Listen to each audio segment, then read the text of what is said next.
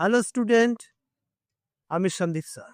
আজকে আমার আলোচ্য বিষয় ফোর্থ সেমিস্টার সোশ্যোলজি নিয়ে সমাজতত্ত্ব, মেজর সোশ্যোলজি, এনইপি 2025-26। যারা তোমরা ফোর্থ সেমিস্টারে সমাজতত্ত্বে অনার্সে রয়েছে তাদের জন্য। আজকে আমি আলোচনা করব তোমাদের মেজর পেপার 7। এই মেজর পেপার 7 তোমাদের দুটো পেপার আছে 7-8, তো আমি আজকে আলোচনা করছি মেজর 7। পরবর্তীতে এইটাও আলোচনা করে দেব। যেটা রয়েছে সোশ্যোলজি অফ এনভায়রনমেন্ট, অর্থাৎ পরিবেশ সমাজতত্ত্ব। তো তোমরা আশা করি সবাই সিলেবাস পেয়েই গেছো, কারণ এখন তো অনেকদিন তোমরা পরীক্ষা দেওয়ার পর। তো সেই বিষয়ে আমি সিলেবাস সম্পর্কে আসছি না।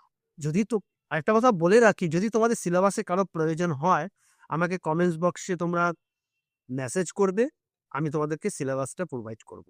তো আজকে যে সিলেবাসে যে পড়াগুলো আছে, এনভায়রনমেন্টাল সোশ্যোলজি অর্থাৎ পরিবেশ সমাজতত্ত্ব। তো সমাজতত্ত্ব মানেটাই তো সমাজ তাত্ত্বিক দিক। এমন পরিবেশ মানে হচ্ছে পরিবেশ। পরিবেশ বলতে আমরা আমাদের চারিপাশে যা আছে সেটাই পরিবেশ। গাছপালা, পশু পাখি, বন্য জন্তু, জানোয়ার যা আছে তাকে নিয়ে পরিবেশ। তার উপর দিয়ে যখন সামাজিকভাবে যখন সেটা আলোচনা করে, সেটাই তো সমাজতত্ত্ব হবে। এবং এর প্রভাবগুলো কি কি, কিভাবে দূষিত হচ্ছে তাই। এটাই হচ্ছে পরিবেশ সমাজতত্ত্ব। তো আজকে এখন আমি যে বিষয়টা নিয়ে আলোচনা করছি সেটা হচ্ছে কি, তোমাদের কি ধরনের প্রশ্ন আসতে পারে পরিবেশ সমাজতত্ত্ব থেকে। কারণ যেহেতু তোমরা এটা নতুন, তোমরা পেয়েছো, এর আগে তোমাদের ছিল না। মানে কোশ্চেনের ধারণাটা কি হতে পারে, তোমাদের কোশ্চেনের ধারণা কি হতে তোমরা আগের থেকে জেনে গেছো যে 12 নম্বরের প্রশ্ন হবে 60 মার্কসের। তোমাদের প্রশ্নের যেটা তোমাকে অ্যান্সার করতে হবে 60 মার্কসে।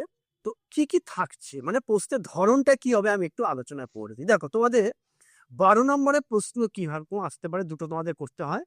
দেখো, discuss the emergence of environmental sociology, অর্থাৎ পরিবেশ সমাজতত্ত্ব বলতে কি বোঝো, তার কারণ বা উদ্ভবের কারণগুলি আলোচনা করো, বা তার তাত্ত্বিক দিকগুলি আলোচনা করো। 12 নম্বরের জন্য এরকম আসতে পারে। দ্বিতীয় প্রশ্ন কি হতে পারে, what is deforestation, discuss the causes of deforestation, অর্থাৎ বৃক্ষ ছেদন বা বৃক্ষ বিনাশ বলতে কি বোঝো এবং এর কারণগুলি কি কি। তো তোমরা এগুলো আগে পড়ে এসেছো, যাদের জিওগ্রাফি ছিল তারা তো এই ব্যাপারটা পড়ে এসেছে 11-12-এ। তারপরে আসছে আমি নেক্সট কোশ্চেন, মানে 12 নম্বরে যেগুলো বলছি যেরকম আসার চান্স আছে, write a note on the development of ecofeminism, অর্থাৎ নারী পরিবেশবাদ বলতে কি বোঝো, তার ধারাগুলি বা তার উন্নতি কল্পগুলি আলোচনা করো, স্তরগুলি। তারপর কোশ্চেন কি আসতে পারে, discuss the briefly the different environment protection act in India.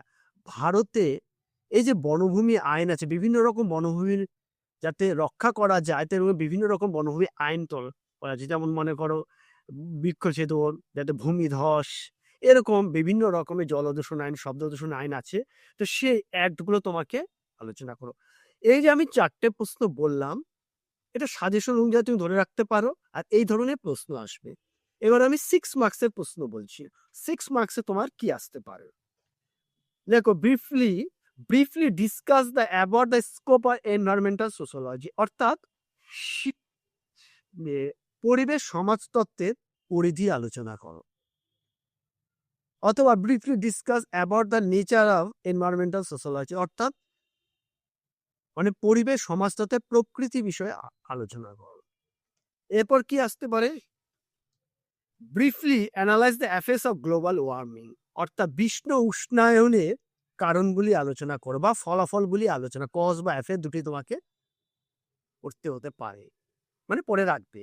What are the major concerns of political ecology, অর্থাৎ পরিবেশ রাজনীতি বাস্তুতন্ত্র বলতে কি বোঝানো। বাস্তুতন্ত্র বলতে আমরা সবাই জানি, তোমরা পড়ে এসেছো, ইভিএসও তোমরা ফার্স্ট সেমিস্টারে তোমাদের যাতে অনার্সে তোমরা পেয়েছো। ইকো বাস্তুতন্ত্র বলতে কি, এটা পুকুরের বাস্তুতন্ত্র। পলিটিক্যাল বাস্তুতন্ত্র বলতে কি বোঝো, এটা তোমরা পড়ে রাখবে। তারপরে আসছে discuss the problem of soil pollution in India, discuss the problems of soil pollution in India, ভারতের যে ভূমিধস বা ভূমি দূষণের যে কারণগুলি, এটাও তোমরা আগে তোমাদের পড়া আছে, এটা তৈরি করে রাখতে পারো। ওয়াটার পলিউশন তৈরি করতে পারো, মানে 6 মার্কসের জন্য। নয়েজ পলিউশন, শব্দ দূষণ, এই ধরনের। এভালিউট দ্য সিগনিফিকেশন অফ নর্মদা বাঁচাও মুভমেন্ট, বিভিন্ন রকমের মুভমেন্ট তোমাকে পড়তেই হচ্ছে, এনভায়রনমেন্টাল মুভমেন্ট, এর মধ্যে নর্মদা যেটা আছে, ঠিক আছে, এটা পড়ে রাখতে পারো 6 মার্কসের জন্য। Role of NGO and civil society in environmental protection, এটাও তোমরা 6 এবং 12 নম্বরের জন্য পড়ে রাখবে। এবার আমি কিছু সংক্ষিপ্ত প্রশ্নের কথা বলছি যেগুলো তোমার 3 মার্কসের জন্য পড়ে রাখবে। কি কি দেখো,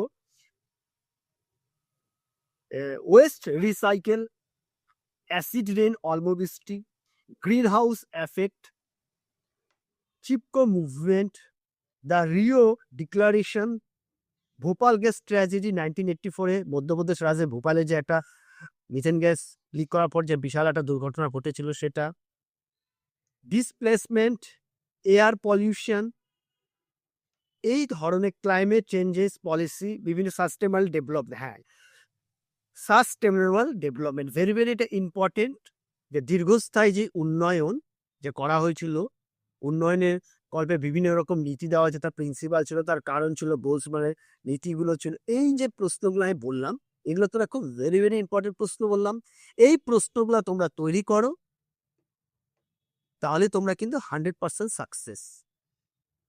সোশিওলজি মেজর 7 পেপারে কি আছে, সোশিওলজি অফ এনভায়রনমেন্ট, অর্থাৎ পরিবেশ সমাজতত্ত্ব। এবার বলছি, এই বিষয়ে যদি তোমাদের নোটসের প্রয়োজন হয় পিডিএফ আকারে, জেরক্স আকারে, তাহলে তোমরা আমার সাথে অবশ্যই যোগাযোগ করো। অলরেডি অনেকেই আমার সাথে যোগাযোগ করেছে, তারা রেজিস্ট্রেশন করিয়েছে। আমরা তার সাথে নিয়মিত আমাদের টিম তাদের সাথে যোগাযোগ করে চলছে। কি ধরনের তার সমস্যা বা তোমাদের সমস্যার কথা আমাকে জানাতে পারো, আরো কি করে বেটার হতে পারে, আরো ভালো কি হতে পারে, তোমরা যদি কোনো সাজেশনের দরকার পড়ে সেটা নিয়েও তোমরা আমাকে জানাতে পারো। মানে সন্দীপ স্যার তোমাদের পাশে সবসময় আছে। তো আমার ফোন নাম্বারটা তোমাকে আবার বলে দিচ্ছি, তোমাদের 9832049874। তো আজ এখানেই রাখছি, পরবর্তী ভিডিওর জন্য অপেক্ষা